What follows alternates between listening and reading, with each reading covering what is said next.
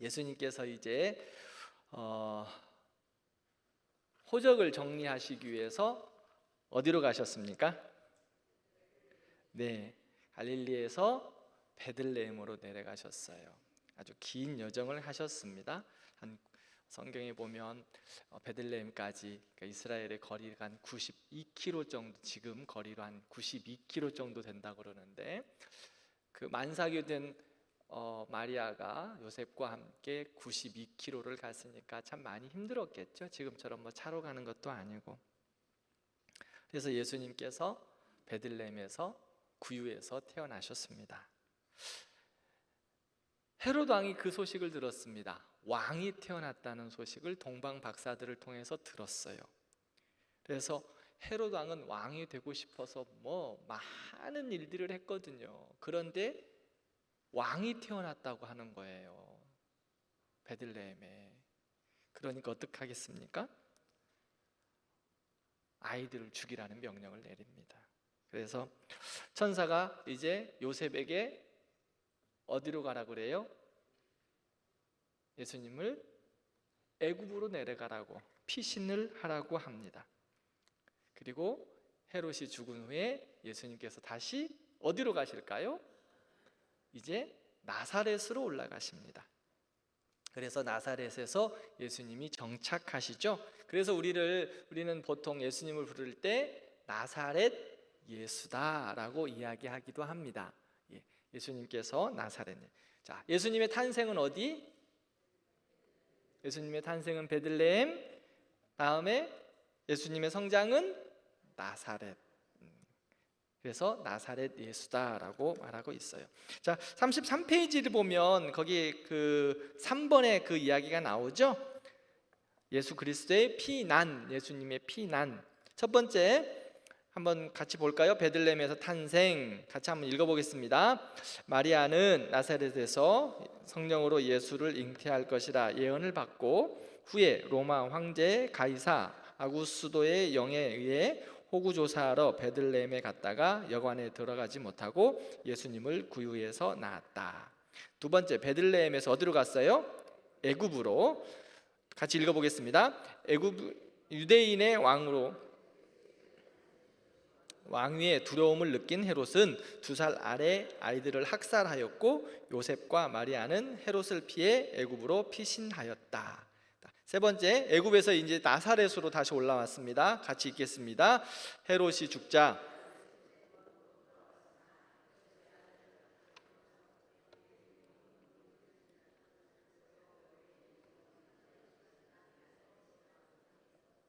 네. 그다음에 이제 나사렛에서 어디로 가셨나요? 네. 예루살렘으로. 언제 예루살렘으로 갔는지 한번 볼게요. 시작. 예수님은 12살 때에 유대절을 지키기 위해서 예루살렘으로 내려가셨다. 매해 6월절마다 이스라엘 백성들은, 즉 전통 유대인들은 예루살렘에 가서 6월절을 지낸 것을 볼 수 있어요. 그 다음에 다섯 번째, 예루살렘에서 다시 예수님은 나사렛에 오셔서 나사렛에서 유년기를 보내시는 것을 볼 수 있습니다.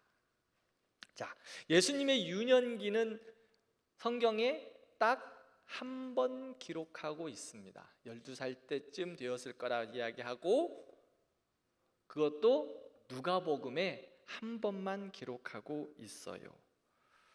예수님이 나사렛으로 가신 후 예수님의 성장기에 대해서는 이 한 번의 이야기 외에는 말하지 않습니다. 20세 예수님의 20세에 대해서는 성경은 하나도 언급하지 않아요.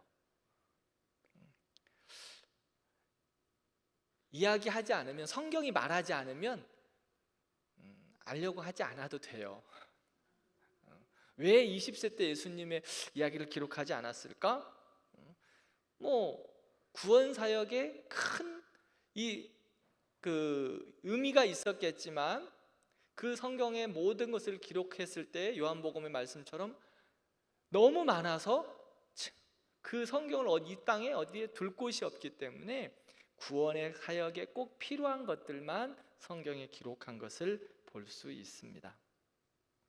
그래서 예수님의 20대는 성경에 기록된 것은 없고 유년기도 한 번 기록되어 있는데 이 유월절 사건에 대해서 기록하고 있어요. 4번을 보면 그 이야기를 말하고 있습니다. 그냥 제가 이야기해 드릴게요. 유대인들은 유월절을 예루살렘에서 지켜야 했어요. 특별히 남성들은 더 그렇습니다. 그래서 예수님도 갈릴리 나사렛에서 이제 형제들과 또 친척들과 아버지 요셉과 마리아와 형제들과 그렇게 함께 예루살렘으로 올라갔습니다. 그리고 이제 유월절을 지나고 나사렛으로 다시 돌아가는 길이었어요. 한 3일 길 걸어서 걸렸을 거다라고 이야기를 합니다. 그러니까 3일을 걸어가고 걸어오고 해야 되는 상황이에요. 그래서 이제 예루살렘에서 유월절을 마치고 3일 길을 집으로 돌아가고 있는 거예요. 그런데 놀라운 일은 예수님이 있었다는 거예요, 없었다는 거예요? 자, 근데 요셉이 알았어요, 몰랐어요? 자, 여러분 생각해 보세요. 예수님이 하루가 지나도록 예수님이 없는 것을 몰랐어요. 자, 12살 된 아이를 데리고 가는 거예요. 근데 하루가 지나서야 그때 알았어요. 자, 요셉이 예수님을 너무 방목하면서 키웠으셨을까요? 응? 이건 내 자식이 아니야. 응? 내 자식이 아니니까 네 마음대로 커. 이래서 예수님이 있는지 없는지 확인도 안 하셨을까요? 여러분들 어떻게 생각해요? 아닐 것 같아요? 근데 왜 몰랐을까요? 사람들이 많이 있으니까. 사람들이 많아도 우리 권사님 김창래 집사 내 자식인지 있는지 없는지 몰라요? 사람들이 많아도 내 자식 쪽 있는지 알잖아.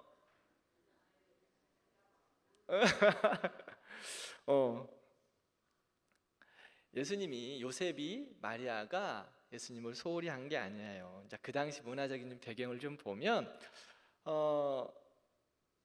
예루살렘으로 올라가고 나사렛으로 내려갈 때 그 당시에는 이렇게 3일 길을 걸어갔기 때문에 주변에 강도들도 있었고 나쁜 사람들도 있었어요. 그래서 이스라엘 그 공동체는 가족 공동체예요. 형제들, 즉 친족 공동체라고 볼 수 있어요. 우리나라도 예전에 그랬잖아요. 그래가지고 뭐 집성촌 해가지고 막 다 모여 살고 그랬던 것처럼 이스라엘 백성들도 특별히 더 그래요. 그러니까 이스라엘 백성들이 이제 그 요셉의 형제들이 또 친척들이 예루살렘에 올라갈 때 같이 올라가는 거예요. 같이 올라가니까 같이 올라갔다가 같이 내려오는 거거든요. 그러니까 삼촌 집에 가 있을 수도 있고 작은 아버지 집에 가 있기도 하고 이모 집에 가 있기도 하고 이러는 거예요. 그러니까 당연히 그렇죠. 삼촌 집에 있을 거지. 응? 이렇게 생각을 하고 이제 갔다가 나사렛으로 돌아오는 거였어요. 그러니까 형제들과 친지들이 함께 여행을 하는 거였기 때문에 당연히 형제들 가운데 있으리라 생각을 했던 거예요. 그런데 하루가 지났는데 없는 거예요. 얼마나 놀랬겠습니까? 그렇죠? 그래서 다시 어떻게 했어요? 마리아하고 요셉이 예루살렘에 올라갑니다. 그런데 예수님께서 그곳에서 뭐 하고 계세요? 제사장들과 서기관들과 율법학자들하고 성경에 대해서 논의하고 있어요. 논쟁을 하고 있었어요. 12살 먹은 어린이가 성경 박사들하고 지금 성경에 대해서 이야기하고 있는 거예요. 그런데 절대로 그들하고 꿀리지 않습니다. 그래서 이제 어머니가 요셉을 예수님을 찾았으니까 얼마나 반가웠겠어요. 너 왜 여기 있어? 응? 빨리 같이 따라왔어야지. 얼마나 마음이 힘들었겠어요, 엄마가. 그때 예수님께 하신 말씀이에요. 내가 아버지 집에 있어야 될 줄 모르셨나이까. 근데 마리아는 이 예수님 말씀을 또 어떻게 했어요? 마음에 간직했다 성경은 말합니다. 왜? 꿈속에서 예수님이 탄생할 때부터 마리아는 예수님에 대해서 간직하고 있어요. 누가는 예수님이 그 유년기 때부터 말씀의 탁월함과 하나님의 아들이시며 성령으로 충만한 그 영성의 탁월함을 보여주시기 위해서 유년기에 이 예루살렘에서의 성전 이야기를 기록했다라고 우리는 볼 수 있습니다. 이게 이제 예수님의 마지막 유년기의 모습이에요. 자, 여러분들 그 34페이지 그림 한번 보세요. 이게 예수님의 앞에서 이야기했던 예수님의 피난 이야기였어요. 나사렛에서 첫 번째 1번이 어디로 내려왔어요? 베들레헴으로. 예수님께서 베들레헴으로 내려오셨어요. 이제 예수님께서 내려오신 게 아니라 요셉과 마리아가 내려왔죠. 그래서 베들레헴에서 예수님이 탄생하시고, 그 다음에 헤롯 왕의 핍박으로 인해서 애굽으로 잠시 2번이 피해간 거고, 애굽에서 이제 헤롯 왕이 죽고 나서 어디로 가셨어요? 다시 나사렛으로 쭉 올라가셨어요. 그래서 나사렛에서 유년기를 보내셨다라고 성경은 말하고 있습니다. 자, 이제 예수님의 사생애를 끝내고 36페이지 예수님의 공생에 대해서 함께 보도록 하겠습니다. 예수님의 공생애는 몇 년입니까? 3년이죠. 30세부터 예수님의 부르심의 사역을 이제 감당하시는 것을 공생애다. 예수님의 공적인 생애의 삶을, 십자가를 지시고 하시는 그 삶을 말씀하고 있습니다. 그래서 예수님의 공생애. 그래서 마태, 마가, 누가, 요한 이 사복음서에 예수님의 역사가 나오고 있는데, 이것을 뭐 성경별로 마태복음, 마가복음, 누가복음, 요한복음 이렇게 하지 않고 시기별로, 연도별로 말씀을 보겠습니다. 그래서 마태, 마가, 누가, 요한복음에 중복된 사건들도 예수님의 일들이 많기 때문에 그 중복된 사건들을 연대식으로 예수님의 공생애는 살펴보도록 하겠습니다. 자, 36페이지 도표를 한번 볼까요? 예수님의 공생애 준비 기간 있죠? 그 다음에 예루살렘에서 몇 개월? 8개월을 지냈고요. 그 다음에 사마리아에서 며칠간 유하셨고, 그 다음에 여인을 만나셨어요. 그 다음에 갈릴리에 가셔서 가버나움 중심으로 4개월을 사역하신 것을 볼 수 있어요. 이게 예수님의 공생의 1년 차입니다. 자, 예수님의 공생의 사역을 잘 이해하기 위한 몇 가지 전제 1, 2, 3, 4번은 같이 한번 읽어보겠습니다. 1번 시작.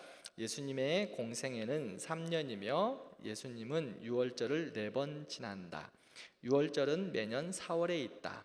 2. 공생애의 시작은 유월절부터가 아닌 준비기간이 있었다. 3번째, 예수님이 제자를 부르신 사건은 세례 받으신 후 요단강 근처 세례 요한 집회. 2번째, 예루살렘에서 돌아온 후 4명의 제자를 본격적으로 부르심. 4번째, 예수님의 대부분의 사역을 갈릴리 사역에 집중되어 있다. 갈릴리가 아니라 갈릴리입니다. 오타가 났어요. 그 다음에 예수님의 그 공생의 그 도표는 여러분들 이제 1년 예수님의 공생의 사역의 1년을 저하고 함께 쭉 말씀을 나누고 나서 다시 한번 보시면 성전 청경 사건이 처음이고 많은 이적을 행하시고 니고데부 방문, 이 순서를 여러분들이 쉽게 이해하실 수 있으실 겁니다. 그러니까 그렇게 보시면 될 것 같아요. 그래서 공생의 1, 2년 사역을 마치고 보시면 이제 지금보다 눈에 확 한눈에 더 들어오실 거예요. 자, 예수님의 공생의 시작을 한번 보겠습니다. 37페이지 예수님의 공생의 시작 AD 27년인데요. 같이 한번 읽겠습니다. 예수님의 공생애는 약 30세쯤 되었을 때 시작되었다.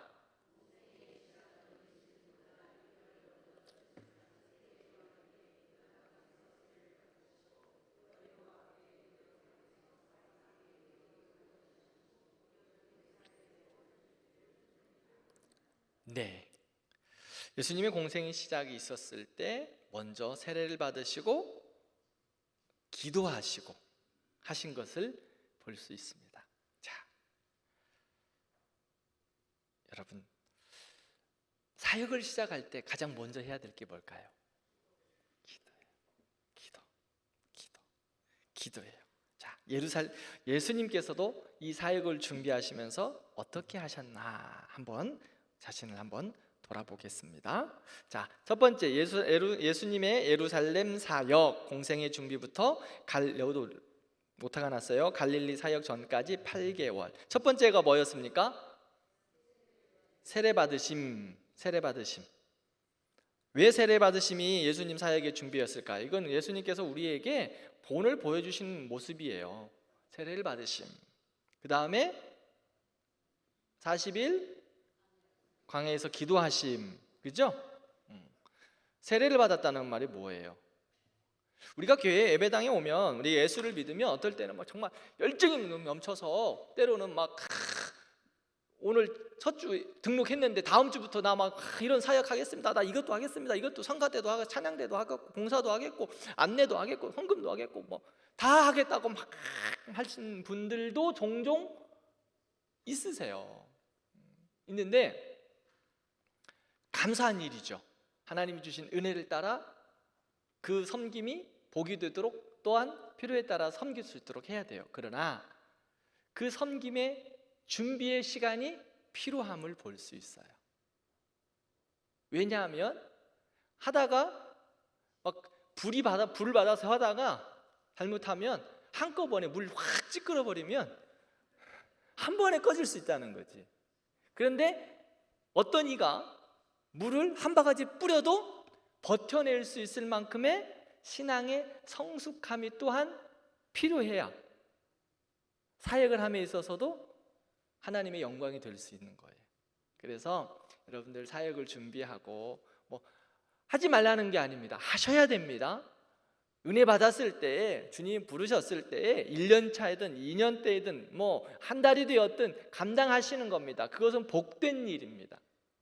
그러나 하나님 앞에서 시험 받지 않고 넘어지지 않기 위해서 준비해야 함이 필요한다는 것을 말씀하고 있어요. 그래서 예수님께서도 성령으로 충만하신 예수님이시지만 다시 세례를 받으시는 모습을 볼 수 있습니다. 예수님께서 30세 되셨을 때 사역을 시작하시는 데 있어서 준비하신 거는 세례, 그 다음에 기도였습니다. 첫 번째 세례 다시 한번 이야기합니다. 요한은 예수님의 사촌 형이었습니다.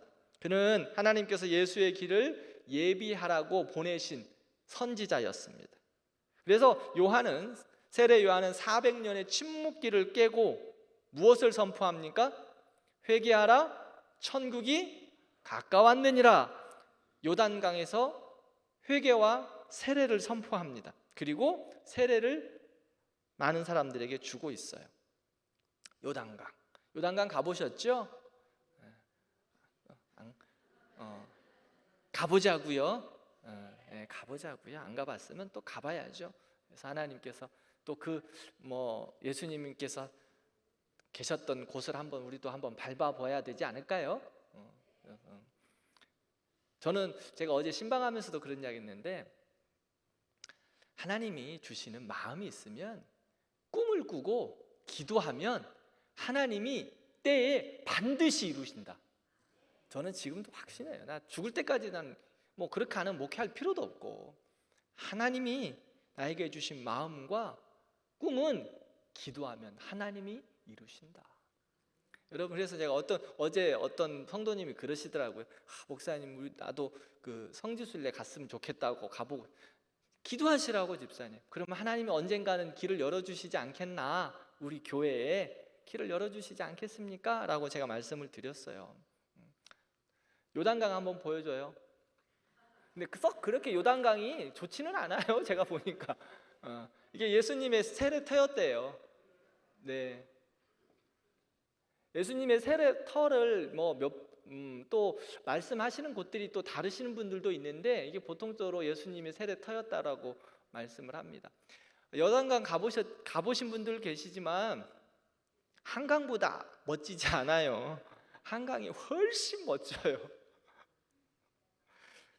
한강이 훨씬 멋져. 그런데 그곳에서 지금 요단강 그 당시하고 지금하고는 조금은 메말라 있는 모습들이 많이 보이는데, 또 물이 풍성한 곳도 있어요. 상류 쪽으로 가면. 그런데 이렇게 이제 예수님께서 일단은 요단강에서 세례 요한을 통해서 세례를 받았습니다. 요한은요 예수님을 아셨어요. 예수님의 탄생부터 특별한 분임을 요한은 알았고, 요한은 예수님에게 세례 주는 것을 처음에는 어떻게 했어요? 거부했어요. 왜요? 요한은 자신에 대해서 너무 잘 알았어요. 자신이 누구인지, 자신은 예수 그리스도의 길을 준비한 사람이었다는 것을 잘 알았어요. 그래서 사람들이 당신이 메시아냐라고 요한에게 물었을 때 나는 아니다, 나는 아니다 분명히 이야기합니다. 나는 선지자의 말처럼 주의 길을 곧게 하라고 광야에서 외치는 자의 소리일 뿐이다 라고 말합니다. 사람들은 세례 요한을 보고 메시아처럼 추앙하기 시작합니다. 그런데 세례 요한은 나는 쉬어야 한다, 그리고 내 뒤에 오실 그분이 있는데 그분은 흥하여야 한다라고 분명하게 자신에 대해서 이야기를 하고 예수님에 대해서 말씀하고 있습니다. 그래서 요한은 예수님이 세례를 받으러 오실 때에 내가 당신을 향하여 세례를 줄 수도 없습니다, 내가 도리어 예수님 당신에게 세례를 받아야 합니다 라고 이야기하죠.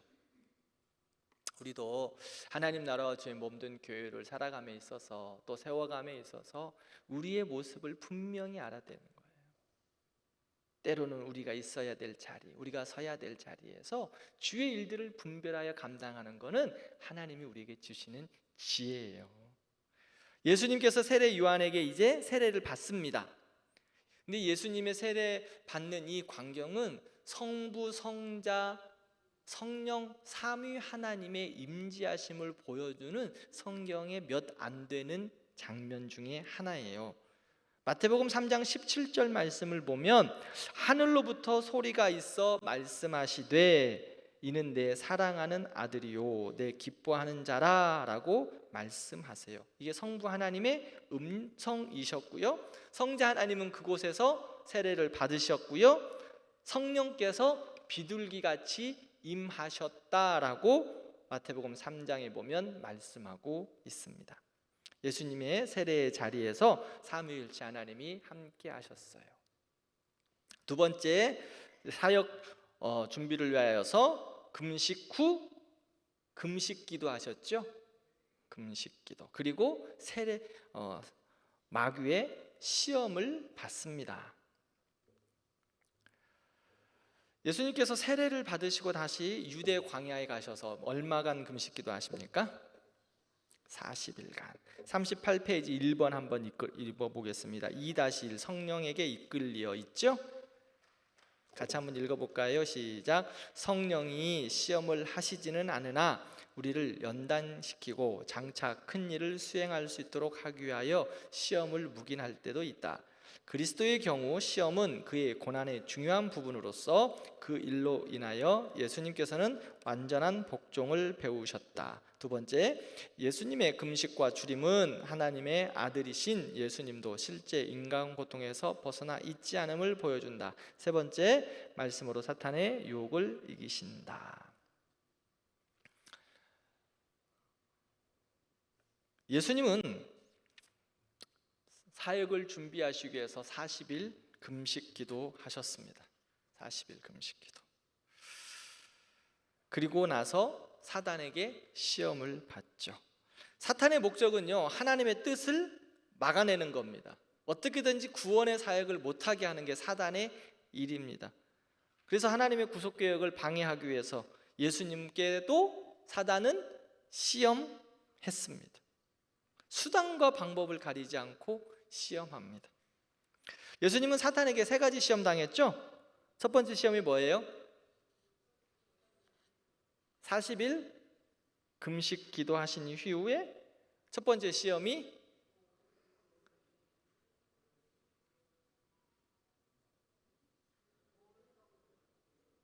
빵 만들어 달라고요. 그렇죠? 예수님께 너 빵 만들어 봐라. 빵 만들어 봐라. 빵 만들어 봐라 라고 예수님께 시험합니다. 자, 여러분, 모든 사역을 시작함에 아까 제가 말씀을 드렸죠. 하나님의 사람들로 신앙의 준비를 해야 되고, 두 번째는 기도해야 된다고. 기도하지 않고 사역하면은요, 시험이 올 때 빵빵 넘어집니다. 그래서 예수님도 40일 금식 기도 하셨어요. 여러분들에게 사역에 부담감 있으십니까? 그러면 사람을 찾지 말고 기도하세요. 어떠한 일들에 있어서, 또 어떤 가정에 있어서 어떠한 일들을 해결해야 될 때 사람을 찾지 말고 먼저는 기도하시라고. 우리 주님도 기도하셨는데 우리가 뭐라고 기도 안 하겠어요? 우리의 신앙을 점검하고 기도하는 거예요. 그럼에도 불구하고 시험은 있다 없다? 있다. 시험은 있어요. 예수님 40일 금식 기도하 성령 충만하셨을 거예요. 근데 사단이 와서 시험하잖아요. 먹을 거 가지고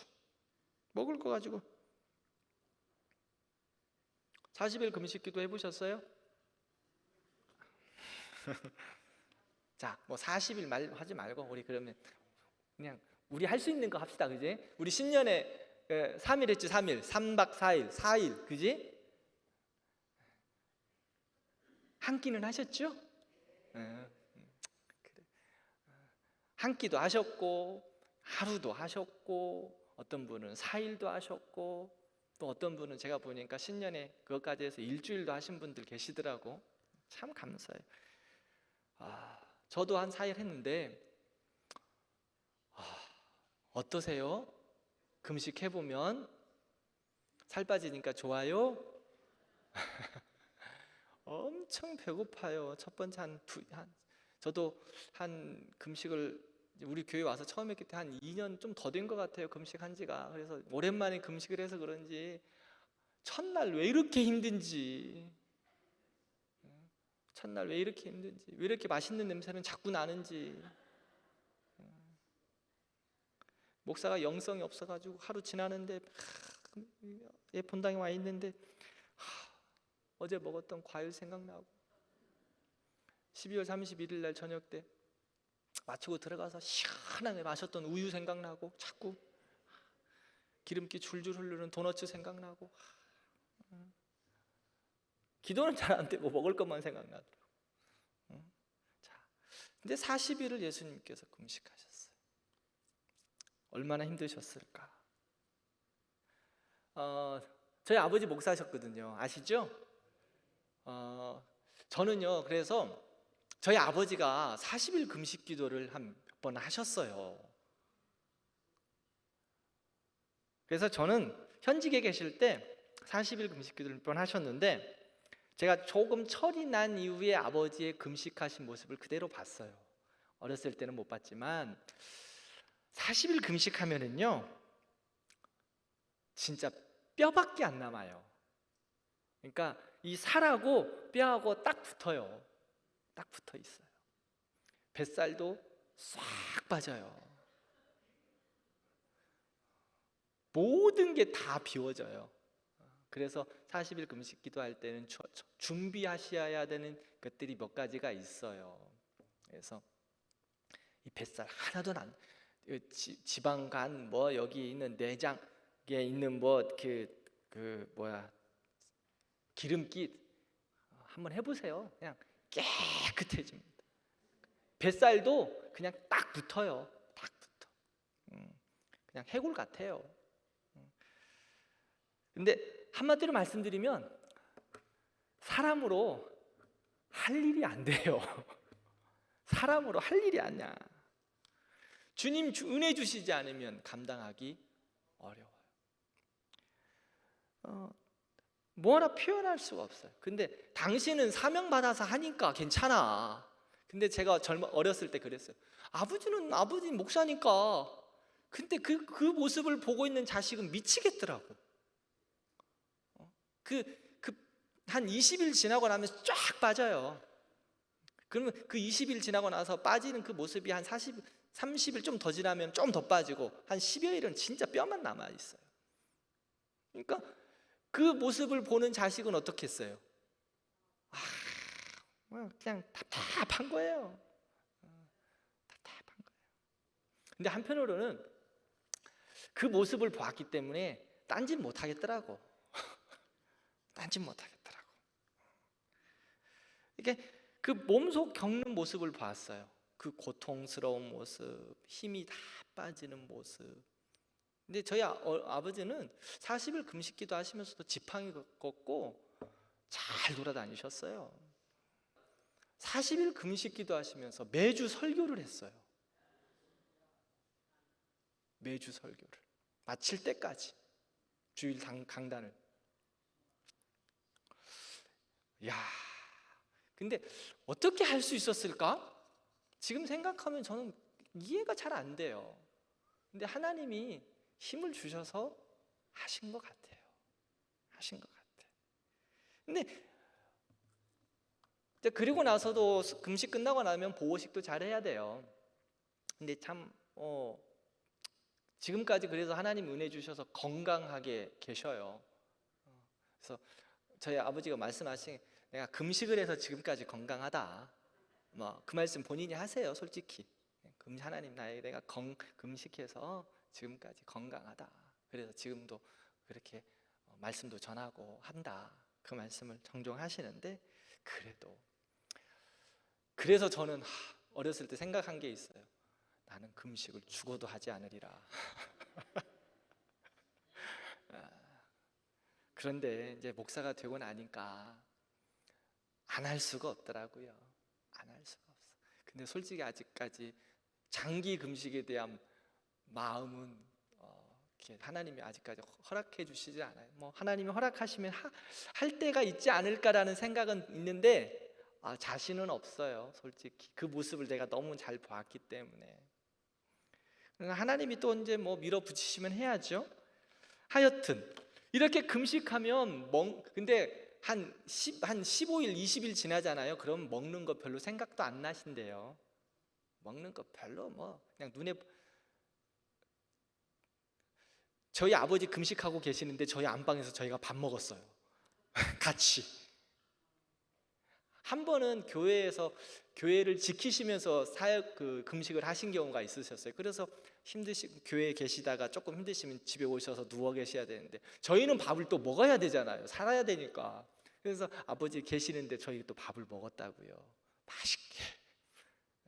그러니까 근데 그 아버지 그때 그러시죠. 한 20여일 지나고 나면 전혀 음식 냄새 별로 맡겨지지도 않고 음식 생각도 안 난다고. 그런데 38일째부터는 끝나고 나서 주님과 나는 강구도 없고 맨 음식 생각만 나셨대요. 38일째부터 이제 이틀 남았다. 끝나고 나면 어떻게 밥을 먹고 어떻게 그 보호식을 하고 어떻게 뭘 먹고 싶고 그랬다고 말씀을 하시더라고요. 그런 예수님도 금식을 하시면서 이제 40일 마치셨는데 얼마나 굶주렸을까요? 얼마나 먹고 싶으셨겠어요. 근데 마귀가 예수님의 약점을 찌릅니다. 배고픔을 아시고 목마름을 아시고 힘이 없음을 아시고 또 피곤함을 아시고 그 예수님께 사단이 유혹하는 거죠. 돌들을 떡덩이 되게 하라. 유다 광야에는요 다 돌산이에요. 사진 유다 광야의 이런 산들은요 다 돌산들이에요. 또 사막과 같이 그렇게 척박한 곳이 있기도 하지만 유다 광야의 산들은 다 돌산들이에요. 그래서 이 돌들로 떡덩이가 되게 하라라고 사단이 유혹합니다. 예수님은 이 돌들을 가지고 떡을 만드실 수 있나요? 없나요? 있습니다. 오병이어로 3,000명을 먹이신 예수님, 만드실 수 있어요. 사탄은 알고 있기에 예수님을 시험했어요. 그런데 예수님께서 어떻게 했습니까? 사람이 떡으로만 살 것이 아니라 하나님의 입으로 나오는 말씀으로 사는 것이다 라고 마태복음 4장의 말씀, 신명기의 말씀을 가지고 마귀를 대적합니다. 그러자 사단이 높은 곳에 올라가요. 그리고 예수님을 그를 데리고 올라가서 그렇게 말합니다. 여기에서 뛰어내려라. 그러면 너를 위해서 그의 사자들을 명하셔서 너를 붙잡아 주시지 않겠느냐라고 마귀가 유혹합니다. 이 말을 보면은요, 마귀가 예수님을 시험할 때 예수님이 알고 그러니까 말씀을 통해서 말씀을 빗대어 시험하는 경우도 너무나 많다는 거예요. 즉 사람 하나 마귀가 우리를 유혹할 때 그저 아무것도 모르고 유혹하지 않아요. 우리의 형편과 상황과 모든 걸 너무 잘 아는 거예요. 아담을 유혹할 때도 마찬가지, 하와를 유혹할 때 마찬가지예요. 선악과를 따먹어라. 말씀은 뭐라고 써요? 하나님께서 이것을 먹으면 정령 죽으리라 라고 말씀하셨죠. 그런데 마귀가 하와를 유혹할 때는 이거 따먹어봐라, 죽을까 하노라. 죽는다 안 죽는다? 죽을지도 모르고 안 죽을지도 모른다. 죽을까 하노라라고 말씀하시지 않았느냐라고 이야기하는. 즉 우리에게 전혀 다른 모습으로 시험하지 않는다는 거예요. 사단이 우리에게 유혹하고 시험할 때는 하나님의 말씀을 빗대어서, 신앙을 빗대어서 우리를 유혹할 때 너무 많습니다. 지금 마귀도 예수님에게도 그렇게 하고 있어요. 즉 아담 하와에게 첫 번째 죄의 유혹을 할 때도 하나님의 말씀을 빗대어서 죽을까 하노라 말씀을 가지고 유혹했는데, 이게 사단의 실체예요. 예수님에게도 성경 말씀을 인용하면서 예수님을 시험하고 있는 거예요. 조심하셔야 돼요. 우리가 시험에 빠질 수 있는 건 전혀 신앙생활하고 상관없는 일에 빠지지 않는다는 거예요. 왜요? 우리도 그 정도는 알아. 마귀도요, 여러분들이 어느 정도 수준인가 알아요. 이 정도 해갖고는 안 넘어지겠다, 마귀야 물러가까지 거, 이렇게 이야기할 줄 알아요. 여러분들 수준을, 대광교회 수준을 너무 잘 알아. 그러기에 전혀 관련 없는 것으로는 시험하지 않아요. 믿음 있는 척하면서 시험하고 신앙 있는 척하면서 시험하고 우리를 그렇게 시험한다고. 그런데 그것을 이길 수 있는 방법은 뭐예요? 말씀밖에 없어요. 예수님께서 다시 말씀하잖아요. 주 너의 하나님을 시험하지 말라라고 사단에게 되받아치십니다. 말씀으로 이긴 거예요. 그래도 사단은 물러가지 않아요. 사단이 또 예수님을 높은 산으로 데리고 올라갑니다. 천하만국을 보여주고 경배하라. 이 모든 것을 너에게 주겠다라고 말합니다. 자, 이 모든 것이 누구 거예요? 하나님 거예요. 근데 이 천하만국을 보여주면서 나한테 경배하면 이것을 너한테 주겠다라고 이야기합니다. 자, 사랑하는 성도 여러분, 하나님께서 우리에게 하나님의 능력과 하나님의 권세와 하나님의 모든 것을 우리에게 주셨습니다. 아멘. 그런데 사단이 내가 이거 너 줄 테니까 나한테 경배해. 우리한테는 이렇게 유혹 안 합니까? 합니까? 안 합니까? 다 누구 거예요? 사단 거예요? 하나님 거예요? 하나님 거예요. 다 하나님께서 우리에게 은혜와 사랑과 선물로 우리에게 주셨어요. 다 하나님의 능력이에요. 근데 지금 마귀도 사단, 예수님께 와서 유혹한다고. 나한테 경배해봐. 우리에게도 이야기합니다. 나한테 경배해. 나 따라와. 그럼 내가 다 줄게. 지 것도 아니면서 준대. 이미 하나님 거고 이미 하나님이 나에게 주신 선물인데. 근데 우리는 그래요? 하고 또 좋다고 따라가. 그런데요, 사단의 시험은 이길 수 있는 방법은 다른 것에 있지 않아요.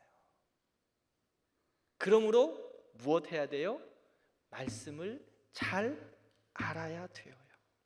말씀을 잘 알아야 돼요. 예수님께서 사단의 시험을 물리치신 것은 말씀이었어요. 그러면서 에베소서 6장에 보면 신약시대에 우리에게 영적인 전쟁을 싸워가는 이 시대 가운데 영적 전쟁, 에베소서 6장을 보면 사도 바울이 영적 전쟁 이야기하면서 전신갑주 입으라 말씀하죠. 전신갑주, 머리에는 투구에를 쓰고 의에는 흉패를 붙이고 막 하라고 말씀하고. 그런데 나중에 이제 좀 더 뒤에 보면 또 나와요. 네. 싸울 수 있는, 이게 다 방어의 모습이에요. 그런데 싸울 수 있는 건 뭐예요? 말씀밖에 없어요. 공격할 수 있는, 다 전신갑주를 입는데 다 방어용인데 한 가지 우리 잘 알고 있잖아요. 싸울 수 있는 도구는 말씀의 검, 말씀밖에 없다. 성령의 검, 말씀이에요. 우리도 사탄과 시험의 유혹에서 이길 수 있는 것은 말씀밖에 없어요. 그러므로 말씀 열심히 읽어요. 또 반복하신다? 개요. 계속해서 반복할 거예요. 365일. 아니, 제가 이곳에서 평생 목회할 때 끝날 때까지 이야기할 거예요. 성경 읽어라, 성경 읽어라. 왜요? 다른 게 없어요. 여러분들 사단을 이길 수 있는 다른 방법이 없어. 우리에게 주신 일이 없어요. 말씀과 기도예요. 예수님도 말씀으로 이겼는데 말씀 열심히 읽고 열심히 배우고 열심히 묵상해야 돼요. 365일 성경 통독 잘하고 계시죠? 두 번째 물어보면 이 대답은 이제 좀 줄어들 것 같아. 잘 읽고 계셔가지고 그 묵상한 거 카톡방에 잘 올리고 계시죠? 봐봐, 소리 줄어들었잖아. 다음 주에는 이 소리가 줄어들지 않기를 바랍니다. 아멘 해요, 빨리. 여러분들, 그게 내 말씀으로 만드는 거예요. 내 말씀으로. 내가 이 말씀 참 읽으면서 이 말씀 너무 좋았어. 그러면 그 말씀 한번 그날은 밑줄로 쳐보고 적어보고 내가 왜 이 말씀이 좋은가 다시 한번 확인도 해보고 그리고 카톡방에 올리는 거예요. 응? 목장 카톡방에 올리는 거예요. 그게 내 말씀이 되는 거예요. 내 말씀이. 그러면 나에게 은혜 받은 말씀이 내 옆에 있는 목원에게도 은혜가 되고 내 말씀이 되지 않으면 칼이 되지 않아요. 칼이 이렇게 들어왔다 이렇게 나가버린다고. 그러니까 한 말씀이라도 여기서 들어와서 나가는데 한 말씀이라도 이렇게 좀 내려오게 하나라도 좀 내려와야 될 거 아니야. 하나라도.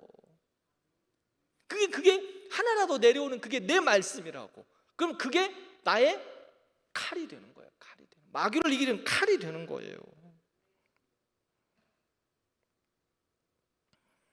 마귀하고 싸움하는데, 사단하고 시험하는데 말씀이 마귀의 도전을 받았는데, 시험을 받았는데 생각나는 말씀이 하나도 없어. 내 말씀이 하나도 없기 때문에 생각나는 건 태초에 하나님이 천지를 창조하시니라, 요거밖에 없어. 그래서 가정의 시험이 와도 태초에 하나님이 천지를 창조하시니라, 물질의 시험이 와도 태초에 하나님이 천지를 창조하시니라, 성도 간에 시험이 와도 태초에 하나님이 천지를 창조하시니라. 맨날 그 생각 그거밖에 몰라.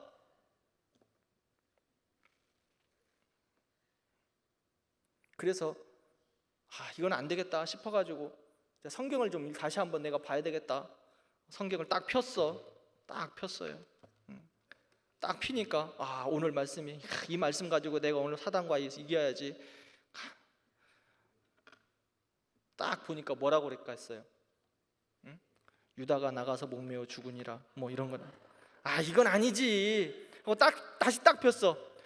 요한복음 빨리 그대로 행하니라. 우리 이렇게 유치한 신앙생활 하지 말자고요. 그죠? 매일매일 말씀을 읽으면서 말씀이 나를 살린다, 말씀이 나를 살려낸다. 마귀가 말씀 앞에 나올 때 꼼짝을 못해요. 예수님도 시험 받을 때 무엇으로 이기셨다? 오늘 이 말씀을 내가 계속 왜 하는 줄 알아요? 우리 잘 알고 있잖아. 예수님 말씀으로 시험을 이겼다. 제가 이거 그냥 쑥 지나갈까 하다가 또 다시 하는 거예요. 왜 말씀이 그만큼 중요하기 때문에. 잊어버렸으니까 다시 한번 해보자. 여러분들 외쳐야 돼요. 우리의 삶 가운데, 우리의 신앙 가운데 외쳐야 돼요. 모든 일들 가운데 말씀이 나를 살린다. 말씀이 살린다. 우리 자녀들 향하여서도 성경 말씀이 너희들 살릴 거야. 너희들의 영혼도 살리고 삶도 살리고 자식들도 살릴 거야. 따라서 합시다. 말씀이 나를 살린다. 주변에 시험당한 성도들 계십니까? 그리고 또 예수님을 안 믿어도 고통당하고 있는 마음 아파한 성도 사람들 계십니까? 그럴 때 이야기해 주세요. 예수님 믿으세요. 그리고 말씀이 당신을 살릴 겁니다. 예수님이 당신 살릴 겁니다. 말씀이 바로 예수님이잖아요. 그 예수님이 당신 살릴 겁니다. 따라합시다. 말씀이 나를 살린다. 기도하겠습니다. 우리 같이 기도해요. 주님, 말씀이 나를 살린다. 예수님도 사역을 시작하시면서 우리의 신앙을 다시 한번 점검하기 위해서 세례를 받으셨고 믿음으로 승리하기 위해서 금식하며 기도했습니다. 우리도 하나님, 주님의 자녀들로서 하나님의 영광에서 살아가며 우리의 신앙들을 늘 점검하게 하여 주시고, 그리고 하나님 앞에 금식함으로 주의 일들을 감당하며 기도하면서 하나님의 일들을 감당하는 우리들 되게 해 주옵소서. 우리 같이 기도하겠습니다.